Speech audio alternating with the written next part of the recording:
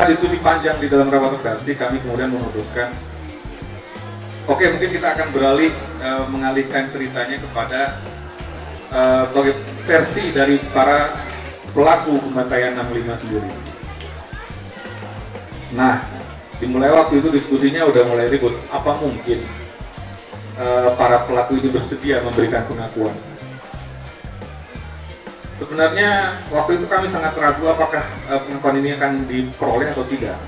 Untuk mengakses orang-orangnya, kami sudah melakukan investigasi awal dan sudah punya, ya sudah tahu lah sebenarnya siapa mereka itu. Masalahnya adalah apakah mereka bersedia menceritakan itu.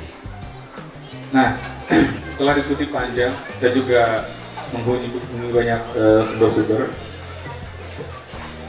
kemudian teman-teman kita sebar. Ada banyak kota dan kampung yang kita datangi, dan memang karena kasus-kasus terbesar itu terjadi di Jawa Tengah dan Jawa Timur, jadi kawasan itu juga paling banyak kita datangi.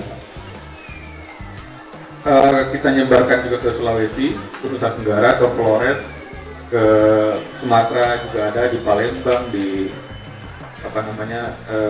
Medan, Sumatera Utara. Sebenarnya masih banyak sekali dalam daftar kami itu banyak sekali, dan kalau semua kita angkat, kita ungkap, bukunya mungkin akan lebih tebalnya, nggak tahu, lebih tebal dari yang sekarang teman-teman lihat. Itu akhirnya setelah kami diskusi panjang, kami pilihlah beberapa wilayah yang kami anggap spot-spot paling panas dari peristiwa 65. Sekarang masalahnya adalah apa yang terjadi di lapangan. Mungkin teman-teman tidak percaya bahwa ketika kita sampai di lapangan, itu sebenarnya di suatu desa, di tempat peristiwa pembantaian terjadi, itu semua kita datang, pelakunya itu ya si bapak itu bisa dengan jelas menunjukkan pelakunya. Mungkin sebagian dari mereka, para pelaku itu masih hidup, jadi tidak sangat susah menemukan mereka. Nah, persoalannya apakah mereka mau bercerita? Ya, akhirnya kita datang pelan-pelan, bertemu, seperti juga etika jurnalistik yang kita terapkan di Tempo. Kita serahkan pada mereka, apakah mereka mau anonim, apakah mereka mau bicara, atau hanya bercerita saja, atau terserah mereka lah. Tapi sebagian besar yang justru membuat kami tercengang adalah sebagian besar dari mereka itu dengan mudahnya memberi pengakuan bahwa memang mereka melakukan, dan dengan bangga menceritakan bagaimana hal ini terjadi. Kita mencoba mengungkapkan itulah fakta yang kami temukan di lapangan. Ini mungkin sebuah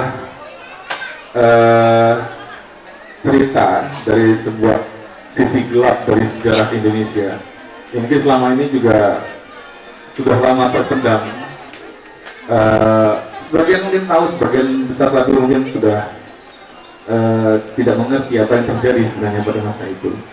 Tahu saya selepas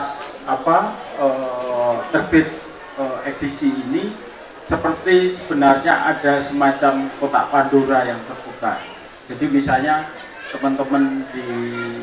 teman-teman aktivis kemanusiaan kemudian membuat film Jembatan Bajem di Solo, yang kemudian membuka sebenarnya banyak orang juga memberi pengakuan atas peristiwa yang selama ini tertutupi. Saya orang Solo, tapi saya kalau lewat Jembatan Bajem terus tanya sama orang gitu, orang nggak pernah mau jawab apa yang dulu pernah terjadi. Saya kira yang juga signifikan adalah dalam beberapa hari atau bulan ini itu bahkan ada, dan saya kira ini yang harus diikuti oleh pemerintah pusat.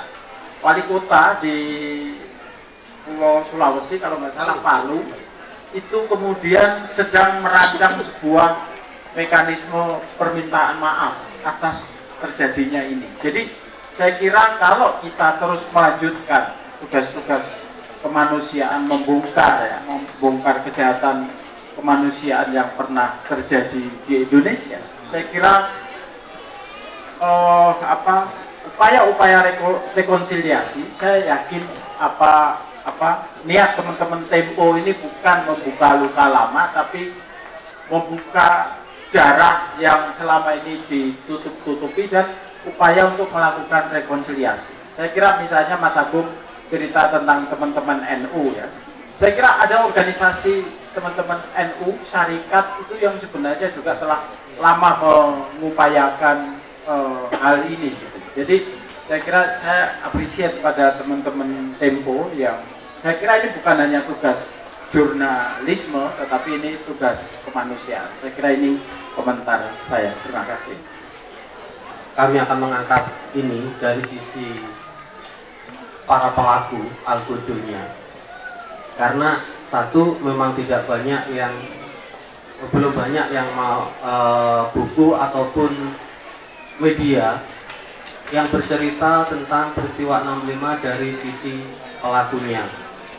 Tidak banyak, kebanyakan dari sisi korban.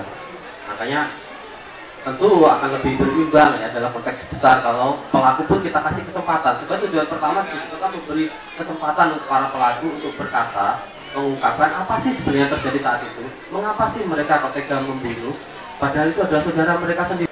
Trauma itu muncul karena kita pernah mengalami hal yang sangat menyakitkan, akan tetapi kita tidak mau mengakuinya, maka muncullah trauma itu.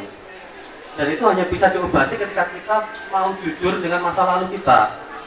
Trauma di bangsa kita ini bisa sembuh kalau rakyat di sini mau jujur dengan sejarah mereka, mau mengakui, ya memang kalau dulu itu memang ada pembantaian, ya diakui kalau itu pembantaian. Dan berkaca dengan jujur kepada sejarah itu bukan untuk mengungkit-ungkit rasa pedih, mengungkit-ungkit rasa perih, mengungkit-ungkit supaya nanti ada dendam dan sebagainya, bukan itu. Maksud kami, kita bicara sejarah dengan terbuka dan jujur itu tujuannya adalah sebuah langkah awal. Tanpa kejujuran, kita tidak akan bisa saling memahami. Tanpa kejujuran, kita tidak bisa memahami dan kemudian tidak bisa saling memaafkan. Dua tujuannya di sana. Kembali, kami orientasinya adalah rekonsiliasi.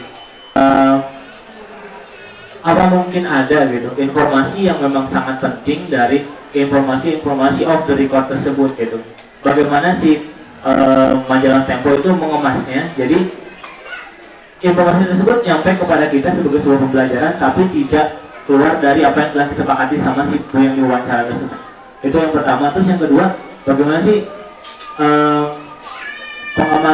pengamanan terhadap si keluarga korban tersebut? Apa cuma sekedar cukup dengan anonim, tapi kalau sudah ada orang yang sudah dipublikasikan namanya, kan mungkin ada SSS lain di belakang itu, ada hal-hal lain yang sudah publikasi, ya mungkin nggak apa, ternyata ada hal-hal tertentu yang terjadi di belakang. Nah, pengamanannya sejauh ini seperti apa gitu?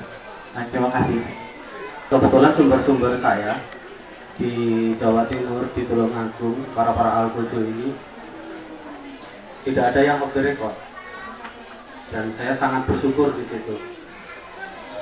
Ini mungkin faktor keberuntungan ya. Meskipun di beberapa tempat yang lain ada yang off the record.